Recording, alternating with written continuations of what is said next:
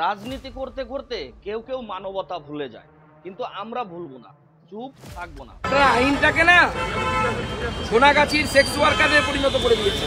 আপনারা আইনটাকে না সোনাগাছির সেক্স ওয়ার্কারে পরিণত করে দিয়েছে। বন্ধুরা, আজ আমি যার বিরুদ্ধে প্রতিবাদ করছি, মুখ খুলছি, সেটা কেবল একটি রাজনৈতিক মন্তব্য নয়, এটা আমাদের রাজ্যের আইন ব্যবস্থা, বিচার ব্যবস্থা এবং সাধারণ মানুষের আত্মসম্মানকে অপমান করার নামান্তর। সম্প্রতি রাজ্য বিজেপি সভাপতি ডক্টর সুকান্ত মজুমদার সংবাদ মাধ্যমের ক্যামেরার সামনে দাঁড়িয়ে প্রকাশ্যে বললেন, আপনারা আইন রাখেননি, আইন ব্যবস্থা সোনাগাছির সেক্সুয়াল কাজে পরিণত করেছেন। বন্ধুরা, প্রশ্ন হলো, এটা কি শুধুই রাজনৈতিক রোষের বহিঃপ্রকাশ, নাকি ইচ্ছাকৃতভাবে একটি প্রতিষ্ঠানকে কুলসিত করার চেষ্টা? এই কথার মাধ্যমে তিনি কাকে আঘাত করছেন আপনি জানেন? শুধু মমতা ব্যানার্জি বা তৃণমূল কংগ্রেসকে আক্রমণ করছে না, তিনি অপমান করছেন আমাদের রাজ্যের আদালতকে, পুলিশ প্রশাসনকে এবং আমাদের নিজেদের সম্মান বোধকে।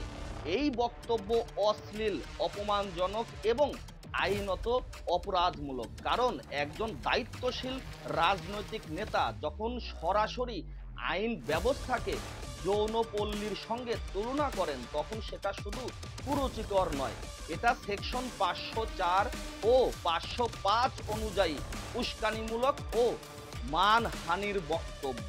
এখানে সোনাগাছি শব্দটি একটি ভৌগোলিক এলাকা নয়, একজন রাজনৈতিক নেতা সেটা ব্যবহার করেছেন অবমাননার প্রতীক হিসাবে। এটা স্রেফ স্ল্যাট শেমিং না, এটা হলো আইনের শ্লীলতাহানির চেষ্টার অপরাধ।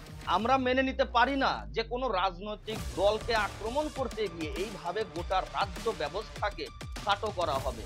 রাজ্য সরকার দুর্বল হতে পারে, আমি জানি মুখ্যমন্ত্রী মমতা ব্যানার্জি এই রাজ্যের আইন শৃঙ্খলা পরিস্থিতি সম্পূর্ণ ধ্বংস করে দিয়েছে, কিন্তু তাই বলে একজন সংসদ সদস্য এই ভাষা প্রয়োগ করতে পারে না। একজন ডক্টরেটধারী দলের সভাপতি হয়ে এই ধরনের বক্তব্য করা মানে নিজের মর্যাদাকেও রাস্তায় টেনে নামানো। আমি ডক্টর সুকান্ত মজুমদারের এই মন্তব্যের বিরুদ্ধে তীব্র প্রতিবাদ জানাই। আমার দাবি, তিনি অবিলম্বে এই বক্তব্য ফিরিয়ে নিক এবং রাজ্যের সাধারণ মানুষের কাছে প্রকাশ্যে ক্ষমা চেয়ে নিক। রাজনীতি করতে গিয়ে মানবতাকে ধ্বংস হতে দেব না, আইনের অপমান আমরা হতে দেব না। গণতন্ত্রের অপমান হলে প্রতিরোধ হবেই।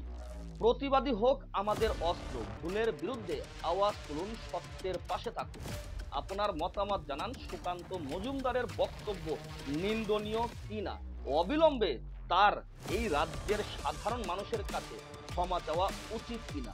ভিডিও শেয়ার করুন, ভালো থাকবেন, সুস্থ থাকবেন, নমস্কার।